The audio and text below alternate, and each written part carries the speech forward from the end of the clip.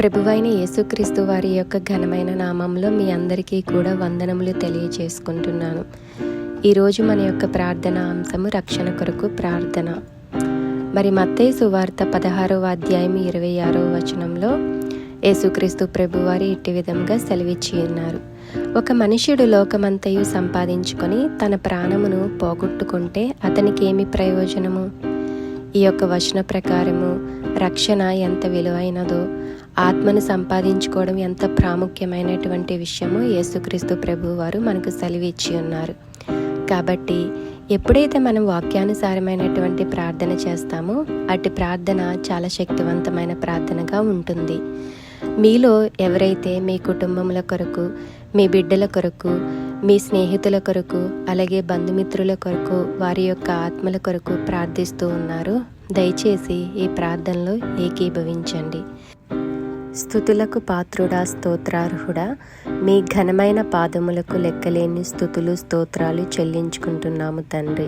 యేసయ్య, ఎవరైతే మీ రక్షణ లేని బిడ్డలు ఉన్నారో వారి కొరకు ఈ సమయంలో ప్రత్యేకంగా ప్రార్థిస్తున్నాము. దయచేసి మా ప్రార్థనను ఆలకించండి. యోహాను సువార్త 3వ అధ్యాయము 16వ వచన ప్రకారము, తండ్రి మీరు ఈ లోకముని ఎంతో ప్రేమించి ఉన్నారు, కాగా మీ అద్వితీయ కుమారుడైనటువంటి యేసుక్రీస్తు ప్రభు వారిని ఈ లోకమునకు పంపించి ఉన్నారు. తండ్రి, ఎవరైతే రక్షణ లేని బిడ్డలు ఉన్నారో వారు యేసుక్రీస్తు వారి యందు విశ్వాసం ఉంచడానికి, వారి ఆత్మ నశింపకుండా నిత్య జీవం పొందుకోవడానికి సహాయం దయచేయండి. ఎఫెసీయులకు రాసిన పత్రిక 2వ అధ్యాయము 8వ వచన ప్రకారము, మీరు విశ్వాసము ద్వారా కృపచేతనే రక్షింపబడి ఉన్నారు, ఇది మీ వలన కలిగినది కాదు, దేవుని వరమే. యేసయ్య, ఎవరైతే రక్షణ లేని బిడ్డలు ఉన్నారో వారు విశ్వాసము ద్వారా మీ కృపచేతనే రక్షింపబడడానికి, ఇది మనుషుల వలన కలిగినది కాదు, దేవుని వరమే అని విశ్వసించడానికి సహాయం దయచేయండి. అపోస్తుల కార్యములు 4వ అధ్యాయము 12వ వచన ప్రకారము, ఎవరైతే రక్షణ లేని వారు ఉన్నారో వారు మరి ఎవరి వలనను రక్షణ కలగదు, ఈ నామమునే మనము రక్షణ పొందవలను అని వారు గ్రహించుకునేలాగున ఆకాశము క్రింద మనుషుల్లో వేయబడిన మరి ఏ నామమున రక్షణ పొందలేము అని వారు తెలుసుకునేలాగున వినగలిగిన చెవులను, గ్రహింపగలిగిన హృదయమును వారికి దయచేయండి ప్రభువా. తండ్రి, అపోస్తుల కార్యములు 16వ అధ్యాయము 31వ వచనంలో, ప్రభువైన యేసునందు విశ్వాసముంచుము, అప్పుడు నీవును నీ ఇంటి వారును రక్షణ పొందుదురు. ప్రభువా, ప్రతి కుటుంబము వారి జీవితాలలో ఈ అద్భుతమైన వాగ్దానాన్ని పొందాలని మేము ప్రార్థిస్తున్నాము. వారి కుటుంబ సభ్యులందరి ఆత్మలను రక్షించి వారిని నీ రక్షణలోకి నడిపించమని అడుగుచున్నాము. అలాగుననే యెహోషువ 24వ అధ్యాయము 15వ వచన ప్రకారము, ప్రతి గృహములలో నేనును నా ఇంటి వారును యెహోవానే సేవించదము అన్న మాట ప్రకారము నడిపించమని కోరుచున్నాము. తండ్రి, యోహాను సువార్త 5వ అధ్యాయం 24వ వచనంలో నీ వాక్యం ఇలా ప్రకటిస్తోంది, నా మాట విని నన్ను పంపిన వాని యందు విశ్వాసముంచువాడు నిత్య జీవము గలవాడు, వాడు తీర్పులోనికి రాక మరణములో నుండి జీవములోనికి దాటిపోయి ఉన్నాడని మీతో నిశ్చయంగా చెప్పుచున్నాను అని నీవు సెలవిచ్చి ఉన్నావు. ప్రభువా, నీవు నమ్మకమైన వాడవు మరియు సత్యవంతుడవు.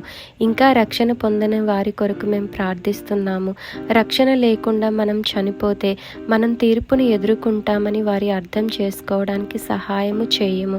ఈ సత్యాన్ని వినటానికి వారి చెవులు తెరవండి, నమ్మడానికి వారి హృదయాలను మృదువుగా చేయండి, మరియు యేసుక్రీస్తు ద్వారా నిత్య జీవపు బహుమతిని వారు పొందనివ్వండి.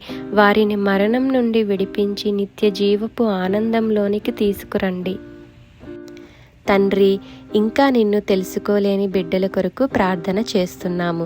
2వ కొరింథీయులు 5వ అధ్యాయము 17వ వచన ప్రకారం, వారి క్రీస్తును కలుసుకొని నూతన సృష్టిగా మారి వారి పాత జీవన విధానాలను విడిచిపెట్టాలని మేము అడుగుతున్నాము.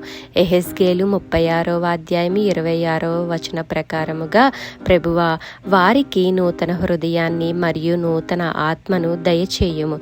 ప్రతి రాతి హృదయాన్ని తీసివేసి దాని స్థానంలో నీ స్వరానికి ప్రతిస్పందించే హృదయాన్ని ఇవ్వండి. తండ్రి, యోహాను సువార్త 14వ అధ్యాయము 6వ వచన ప్రకారము, నేనే మార్గమును సత్యమును జీవమును, నా ద్వారానే తప్ప ఎవడునూ తండ్రి యొద్దకు రాడు అని మీరు చెప్పి ఉన్నారు. ప్రభువైన యేసు, ప్రతి ఒక్కరూ నీ మార్గములో నడుచుటకు, ఈ సత్యమును నమ్ముటకు మరియు వారి జీవితాలలో శాశ్వత రక్షణను పొందుటకు సహాయము చేయము. ప్రతి హృదయమును నీ ద్వారా తండ్రి యొద్దకు రప్పించుము. దేవా, మీరు మాకు అనుగ్రహించిన మీ యొక్క రక్షణను బట్టి మీకు కృతజ్ఞతాస్తుతులు తెలియజేసుకుంటున్నాము. రోమీలు రాసిన పత్రిక 6వ అధ్యాయము 23వ వచనంలో మీ వాక్యం ఇట్టి విధంగా సెలవేయబడింది. పాపము యొక్క జీతం మరణం అని మాకు గుర్తు చేస్తుంది. కానీ నీ కృప ద్వారా నీవు మాకు క్రీస్తులో నిత్య జీవం అనే ఉచిత బహుమతిని ఇచ్చావు. రక్షణ లేని వారు ఈ విషయమును నమ్మటానికి, క్రీస్తు లేకుండా మనం తప్పిపోతామని వినయంగా అంగీకరించడానికి, క్రీస్తులోనే మనము విమోచింపబడతామనే సత్యాన్ని గ్రహించడానికి వారికి సహాయం దయచేయండి. ప్రభువా, ఈ యొక్క ప్రార్థన అంతటిలో కూడా మీరు మాకు చేసిన సహాయాన్ని బట్టి మీకు వందనములు తెలియచేసుకుంటున్నాము. ప్రభువా, మేము నమ్ముచున్నాము మీరు ప్రతి ఒక్కరికి కూడా మీ యొక్క అమూల్యమైనటువంటి రక్షణను దయచేస్తారని. ఈ యొక్క ప్రార్థన మీ యొక్క పరలోక రాజ్యంలో చేర్చుకోమని యేసుక్రీస్తు వారి యొక్క ఘనమైన నామంలో అడిగి వేడుకొంచున్నాము తండ్రి. ఆమేన్. ఈ ప్రార్థనలో ఏకీభవించిన వారందరికీ కూడా ధన్యవాదములు. Praise the lord.